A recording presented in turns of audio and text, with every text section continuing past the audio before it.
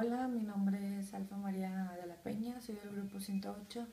Les voy a hablar del tejido epitelial.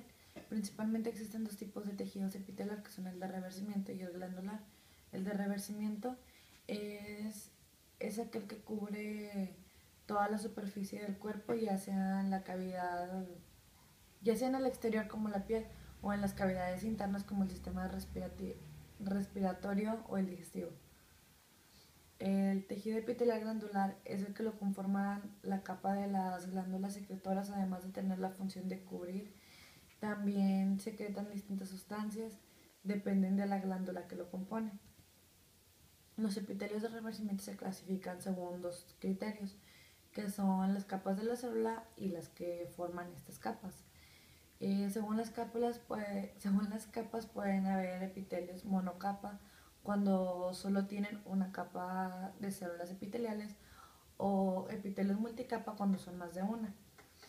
El epitelio cúbico es el que tiene una capa y el epitelio plano esterificado es multicapa o esterificado.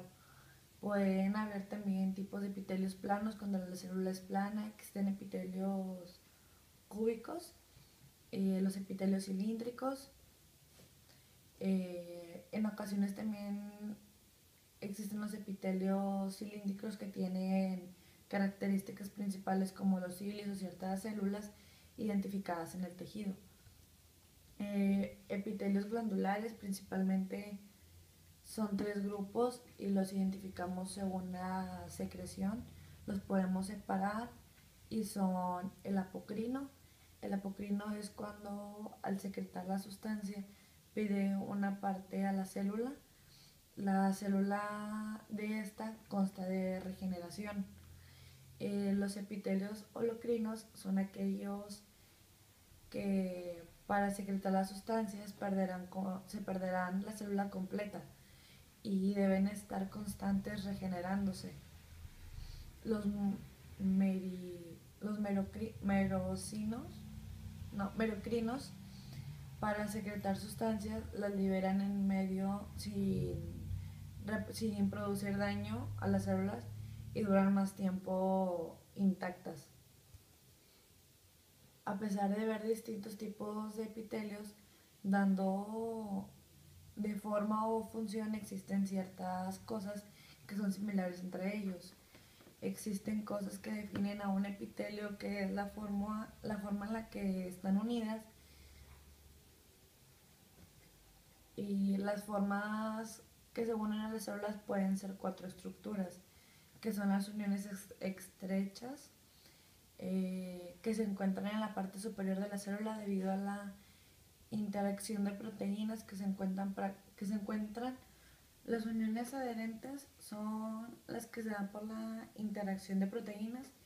En este caso son mucho más cercanas, bueno, mucho menos cercanas, y por lo tanto en este sí puede haber paso de sustancias entre ellas. Las uniones gap son las que forman un canal entre las dos células, de modo que puedan unirse y puedan también comunicarse en los interiores de ambas células. Los demosomas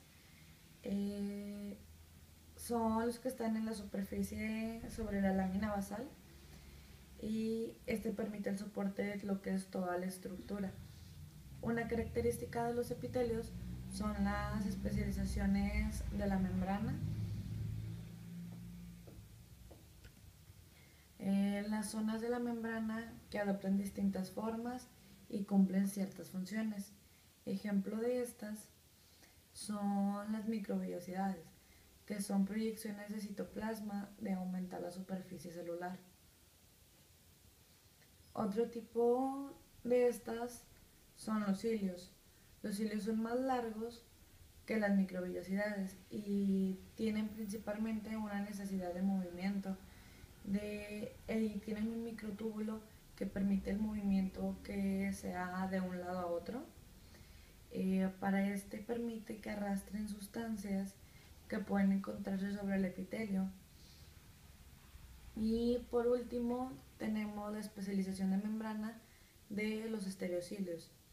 Son los más desconocidos, su estructura es similar a la de los cilios, o sea, son alargadas también. Y para esto también son inmóviles, se encuentran en racimos un poco más gruesos. Se cree que tienen una función de absorción de agua, pero aún todavía no está bien definido. Eh, Darán origen a dos zonas de la membrana, a la zona apical, que son las que pautan a la superficie, mientras que la zona vasolateral corresponderán a las caras laterales y la cara basal. Para mantener la estructura de las células, de las células epiteliales constante, será necesario que haya una distribución simétrica entre la zona apical y la forma basal de la célula. Gracias.